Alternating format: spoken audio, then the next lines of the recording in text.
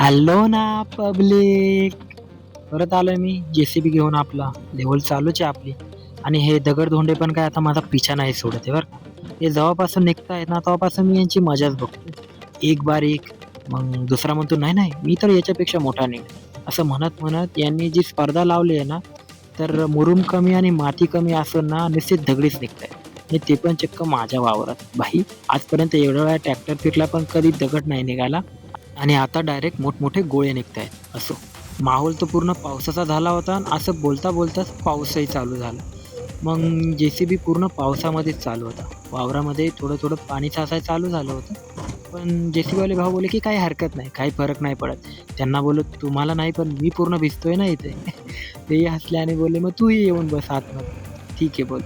हे तिकडे जे मोठमोठाले तुम्हाला गोटे दिसतायत ना, ॲक्चुअली हे खूप मोठमोठ्या दगडी आहेत त्या. आणि आम्ही आतमधून आपला कॅमेरा क्लॅरिटी एवढी खास नाही आहे, पण तुम्हाला कळतच असेल. जेसीबीवाले भाऊही त्यांचं काम काही सोडत नव्हते.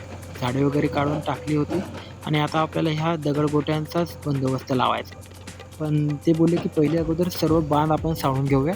उन्हाळ्यात कोरड्या फट सुकलेल्या या वावरांमध्ये, या मातीमध्ये जेव्हा पावसाचे थेंब पडतात आणि ज्यावेळेस तो सुगंध दरवळतो ना, आहा! म्हणजे तुम्हाला शब्दात पण सांगू नाही शकत. कारण की एखादा परफ्यूमसुद्धा यापुढे ना फेल होईल. कधी या माझ्याकडे, मग तुम्हाला दाखवतो मी. आणि जेसीबीवाले भाऊ आता खूप मनावर घेत होते आमचे. ते थांबायला ऐकतच नव्हते. त्यांना 8-8, 9-9, 10-10 घंटे ते जेसीबी चालवत होते. त्यांना म्हणलं जरा दम धरा, कारण की भाई तुमचे तासावर पैसे.